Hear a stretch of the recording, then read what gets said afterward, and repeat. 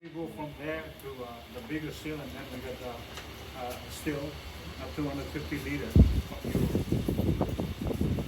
And then I think these people make good still compared to any other stills in the world. Yeah.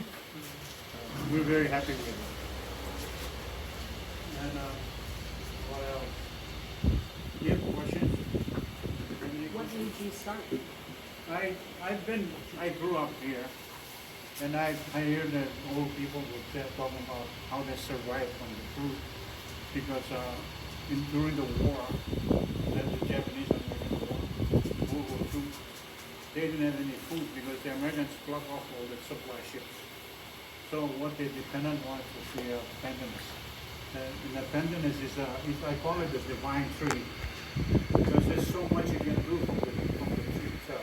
You can do wheat, you saw the Marshallese wheat stuff. Yeah. They put house, they make roof for it, they make the lawn and the housing.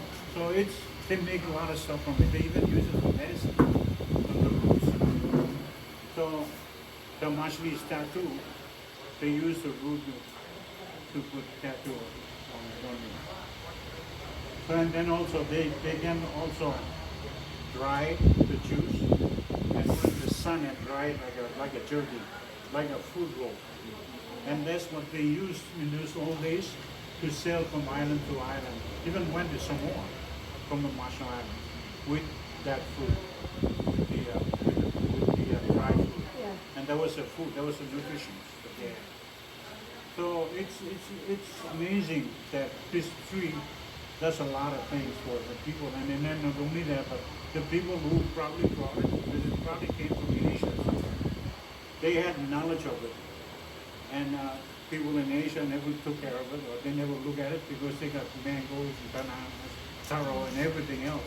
So this food was just, the people who brought it here knew about it, the big food here on this island. And they knew somehow that it would grow on the Sand Island, the Bear Island, nothing else.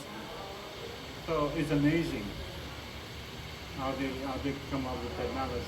And not only that, they grew the plants. Maybe that was about, maybe we think, because there's not much written about Pandanus, because nobody else in the world has Pandanus except the Marshall Islands. So there's no written thing in the New Sea about Pandanus. But I think that even when they brought it, they were able to clone it to make so many varieties. Now in the Marshall Islands we have so many varieties. We have some that are about 45 weight, pound, big size. And then we have also many different kinds. Some are good for cooking, some are good for chewing, some are good for something else, and some are good for, the leaves are good for weaving. So it's interesting how they put some beautiful game with the knowledge, and then develop staying in this Marshall Island to survive it. And what else? They do have it in the Kiribati, Nauru, but not as much as we have here. Not as so many that we have in the Marshall Islands. So maybe we'll go in and take a look at this still, and maybe we'll have taste of it. Okay,